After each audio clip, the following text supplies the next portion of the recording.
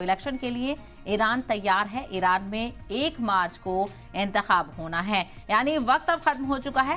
कल ईरान में वोटिंग होगी। 290 सीटों के लिए 15,000 उम्मीदवार मैदान में हैं, तो 88 असेंबली सीटों के लिए वोट डाले जाएंगे। ईरान के चुनावों में लोग वोट देंगे या नहीं, ये तो कल ही तस्वीर साफ हो पाएगी। लेकिन सुप्रीम लीडर आयतुल्लाह खamenei ने वोट डालने की ताकीद की है।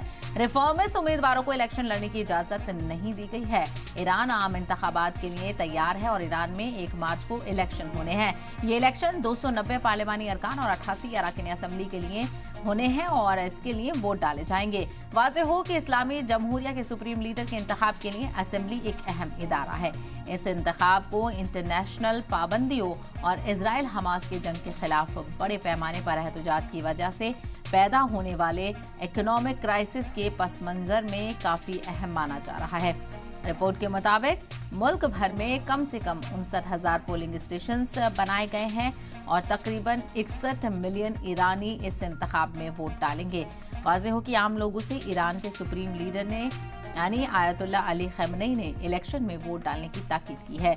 दूसरी तरफ सर्वे से मालूम होता है कि लोगों की अक्सरियत इंतखाब के हवाले से बेदार ही नहीं है। वहीं ईरान में उम्मीदवार सिर्फ गार्जियन काउंसिल की जांच के बाद ही इंतखाब में हिस्सा ले सकते हैं और इस बार पार्लिमानी नशिस्तों के लिए तकरीबन 49,000 एप्लीकेशंस में से 15,200 उम्मीदवारों की दरखास्त मंजूर की गई है, जबकि 144 उम्मीदवारों को असेंबली की सीटों पर हिस्सा लेने की मंजूरी दी गई है। ईरान की मौजूदा पार्लियामेंट पर कंजर्वेटिव्स और अल्ट्रा कंजर्वेटिव्स का गलबा है और माहिरीन का कहना है कि आने वाले इंतखाब में भी कुछ इसी तरह के नतीजे आने वाले हैं।